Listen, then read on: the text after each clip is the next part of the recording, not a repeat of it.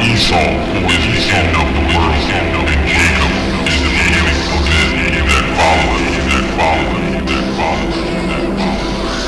Therefore shall her plagues come in one day, and death, and mourning, and she shall be utterly burned with fire, by straw, saith Yahweh, Bahashem, Yahushua.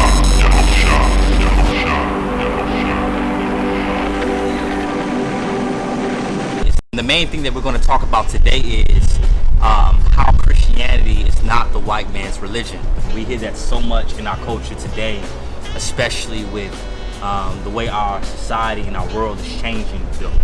Christianity is, in a lot of ways, looking like the problem to a lot of our issues.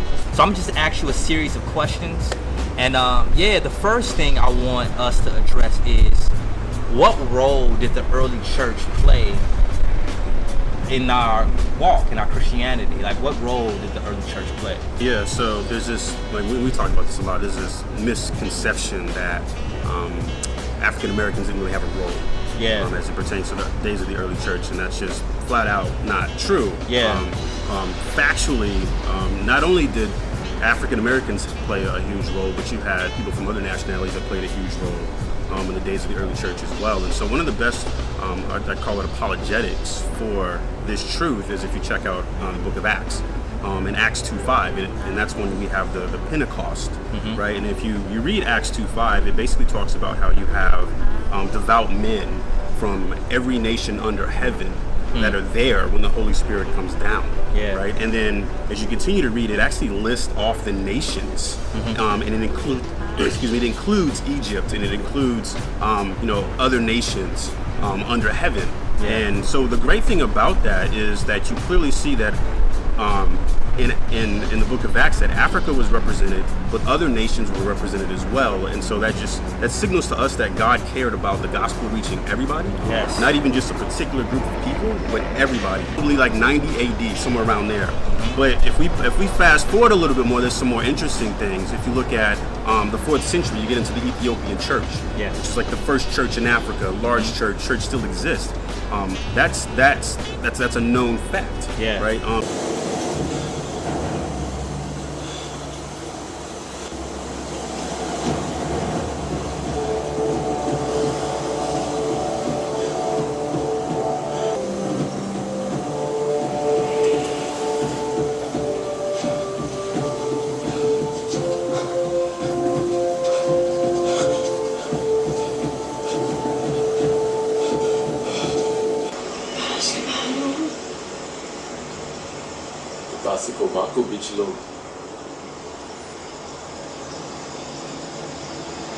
Gaveta como escapar?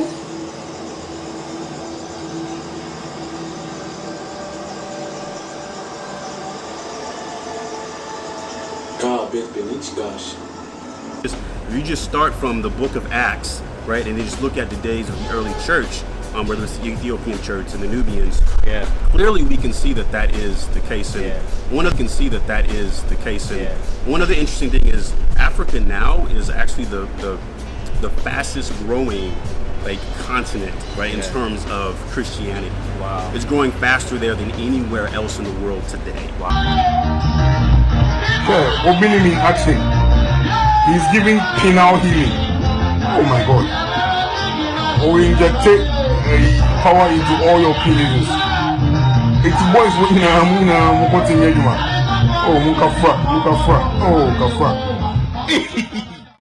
I want to give all the praises and the honor to Yahweh Bahashem, Yahushua Bahashem, Recha Ha Kwadash, and double honors to the elder apostles and the elder bishops of Great Millstone.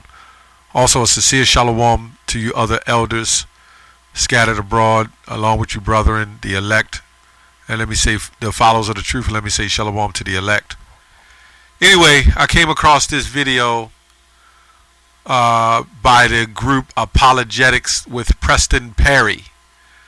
Okay, the title of the video is Christianity the White Man's Religion? A conversation with Terrence Colvin. Okay, so you know how it go. They set these interviews up They both are already Christians, but they try to make it sound controversial, have a little music in the background. But anyway, I just want to touch on what he said. And the water for the brother who sent it, Judah 1969 sent me the clip on the what is it, the preacher, the pastors in Africa grabbing crotches for healing. That's something else. But anyway, I want to touch on his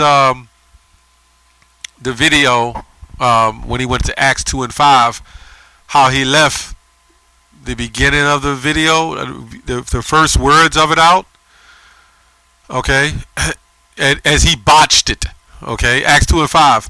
And there were dwelling at Jerusalem Jews, devout men. Now notice in the video, he said it was just devout men out of every nation under heaven.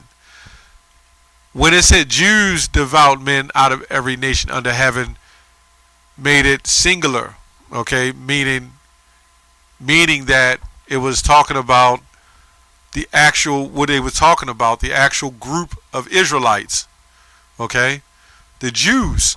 Let's read it again. And there were dwelling at Jerusalem Jews, devout men out of every nation under the heaven. You see how he botched it? He said it was devout men out of every nation. He left out Jews, which was describing who the devout men was. And he just came in with his own botched doctrine. Then he goes on to say, when it goes down to verse 9, it says, Parthians, and Medes, and Elamites, and the dwellers of Mesopotamia, and in Judea, Cappadocia, and Pontus, and Asia. And it goes on and lists the other ones. And the strangers of Rome, the Jews, the proselytes, okay? That's another issue. That's another video. The Jews and the proselytes, okay? So anyway, you had Israelites. We go through this over and over again. You had Israelites. When you look at the word Greek, you'll have what you call the Hellenes, right? And then you had the Hellenist. The Hellenes was ones that didn't accept being Israelites. And the Hellenist, these would have been the Grecians. When you go to Acts 6 and 1. When you go to Acts 2, when it talks about the Jews, the other word could have been there with Grecian too. But they said Jews because you had men in other nations, Israelites in other nations, so they wouldn't be calling themselves Grecians. So they would be calling themselves everything else like we do today. And let's go to out of every nation, right? Let's go here. It says, let me make sure I got it right. It says Jews out of every nation, devout men out of every nation, G 1484, which is ethnos, a multitude. Now we can go into Genesis and it goes into the multitude, which precepts to Hosea, I believe 1 and 10, when it says the multitude of nations that no man could number. Okay, that was the multitude. Israelites, which no man could number, as the sand of the sea. That was Hosea 1 and 10. That was the multitude. And that was the precept. Okay, when you go to the definitions, it says multitude of individuals of the same nature or genus. And when you go to genus, it goes to progenitors, right? A tribe, nation, it says human family, a tribe, nation, people, group. In the Old Testament, foreign nations not worshiping the true God, pagan Gentiles, right? Paul uses the term for Gentile Christians. Those would have been your multitude. A Gentile Christian would have been considered Hellenist. Okay, the Greeks. Some that was practicing Greek customs. Okay, it was all about the conversion. So I just wanted to touch on that, but let me get a little clip here. Going to the Jesuits, the Society of Jesus. Now, before I go here, I've done read up on them already and did videos on that. Going into St. Augustine and the Reformation and Ignatius of Loyola. And when those slave ships came, they were responsible for naming those ships of Good Ship Jesus. This is why I put the clip in there, okay? of this movie Apocalypto. These would have been your Jesuits, what you would call colonizers, right? And what they did, well, let's go to a clip here I found on the internet. Is Christianity served as a major force, hear that? A major force in the partition of eventually colonization of Africans, denouncing the religious practice of Africans as witchcraft and heathenism. European nations sought to convert. Now, what's wrong with that picture? These are the same people who came and pillaged and murdered in the name of Jesus. These are the same people who put up during the time of the Renaissance and forced Christianity. So if they were so much Christians, why didn't they bring Christianity and peace? Go through the history, and all you got to do is your research. There was no peace. This was, when you're dealing with the colonization, this is forcibly taking a land. Habakkuk 2 and 5.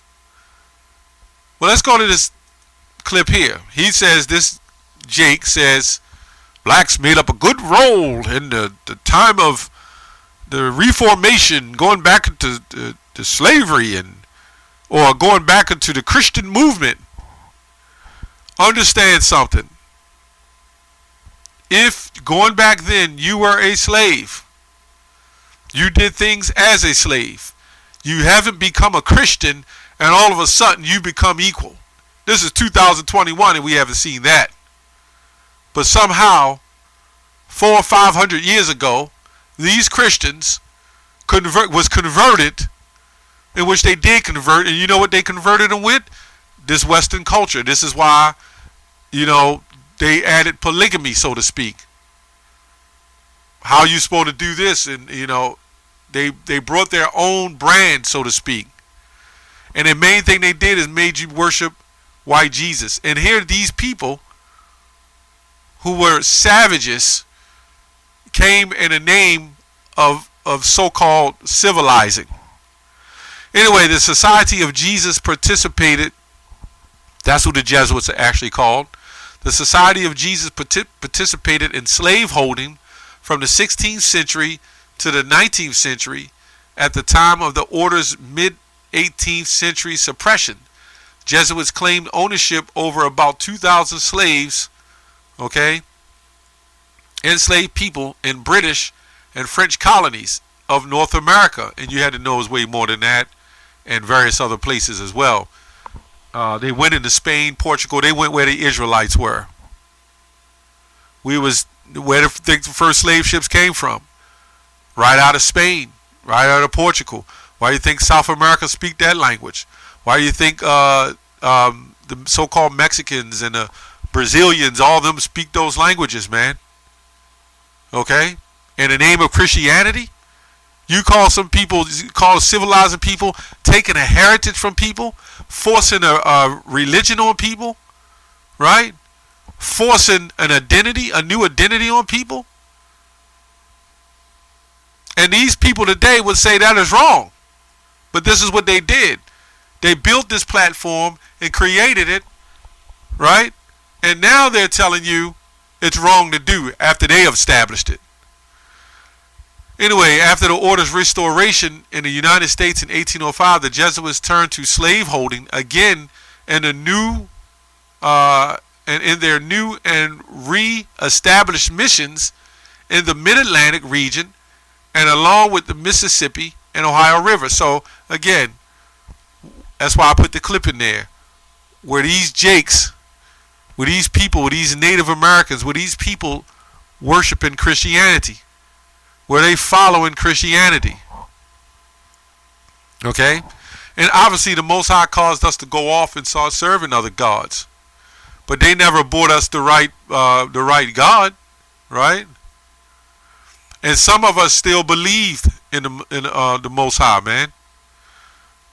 Over the course of the 19th century, the Jesuits in the North American owned, rented, and received as payment in kind on the term over 700 people. So this guy says that blacks had a great role in the time of old Christianity, so to speak. What make you think in that time, 400 or 500 years ago, I got to keep saying that you were so freed and you lived great because you were a Christian? I'm not even going to get into how we were converted and how we were taught the Bible, right?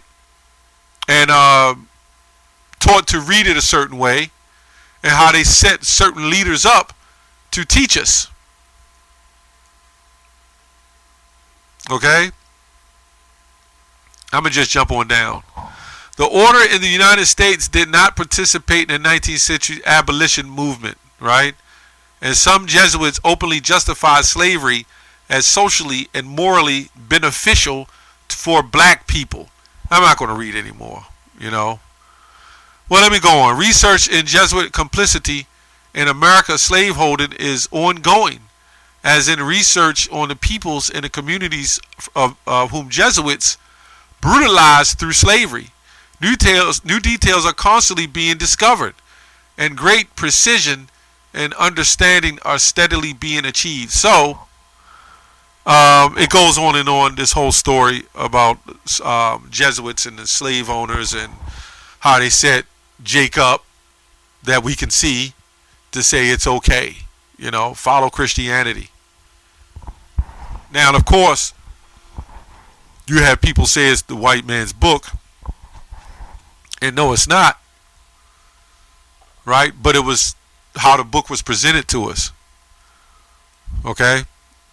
So, I'm not going to go much on that. I just wanted to touch on that, how these guys, they don't know history.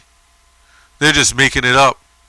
They're reading the soft side of it. They probably looked on Wikipedia or something, and certain institutions on black Christians and their roles. And of course, the tube, you can't say very much, but I'll say, yeah, they had roles. They had leadership roles too. You ought to know what that is. Look at the movie Life. You know, several movies tell you what their role was.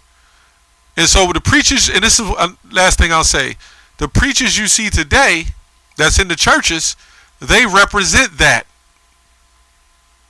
This deception, deceiving, thievery, passing the collection plate around. And look what Christianity has done for the neighborhood, right? If it was of God, if it was of the Most High, right, it would remain and it would have done something good for our people. But it hasn't. That's all I have on that. Shalom.